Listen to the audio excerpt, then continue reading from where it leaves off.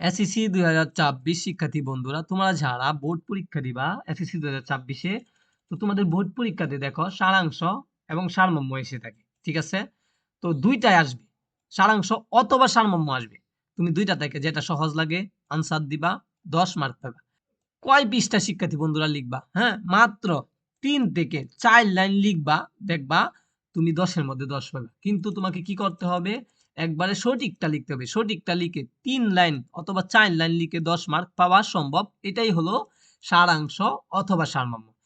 তো সারাংশ কি ভাইয়া? গল্প থাকবে, গল্প থেকে আনসার দিতে হবে, এটাই সারাংশ। সারমর্ম কি ভাইয়া?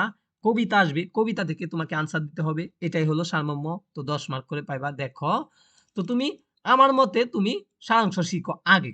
এই সারাংশ অনেক সহজ হয়। ঠিক আছে? দেখো, প্রথমটা রাখছি, মানুষের মূল্য কোথায় চরিত্রে। শিখে ফেলো ভাইয়া, কোনো দ্বিধা দ্বন্দ্ব নাই, শিখে ফেলো, আসার সম্ভাবনা অনেক বেশি। 2 নাম্বার, অতীতকে ভুলে যাও, অতীতের দুশ্চিন্তা। এইটা দেখবা তোমার এই লাইনটা কোথায় আছে, এটাই মানে এটা। ঠিক আছে? তো তোমার এটা শিখে ফেলো। এরপরে জাতি শক্তিশালী শ্রেষ্ঠ সম্পদশালী, শিখে ফেলো ভাইয়া। তারপরে 4 নাম্বার, অভাব আছে বলিয়াই জগৎ বৈচিত্র্যময়। 5 নাম্বার, তুমি জীবনকে সার্থক সুন্দর করতে চাও, ভালো কথা। ঠিক আছে? কথা।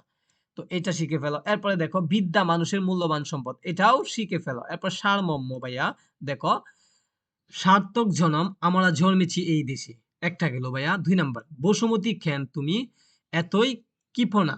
এরপরে দেখো, বিদ্যা মানুষের মূল্যবান সম্পদ, হ্যাঁ, ধৈর্য যদি আসে আসুক। এরপর 5 নাম্বার, কোথায় স্বর্গ কোথায় নরক। এরপরে দেখো, নিন্দুকের বাসি আমি সবার চেয়ে ভালো। এই ছয়টা 12টা শিখো। সর্বপ্রথম কি করবা ভাইয়া? সারাংশ শিখবা। ঠিক আছে? সারাংশ অনেক সহজ হয়। ঠিক আছে? ওকে, সকলকে ধন্যবাদ। পরবর্তী ভিডিওতে আমরা এমসিকিউ, হ্যাঁ, তারপর লিখিত অংশে 70 মার্ক, এগুলা সাজেশন দিব। অবশ্যই তোমরা সাবস্ক্রাইব দিয়ে পাশে থাকো। সকলকে ধন্যবাদ।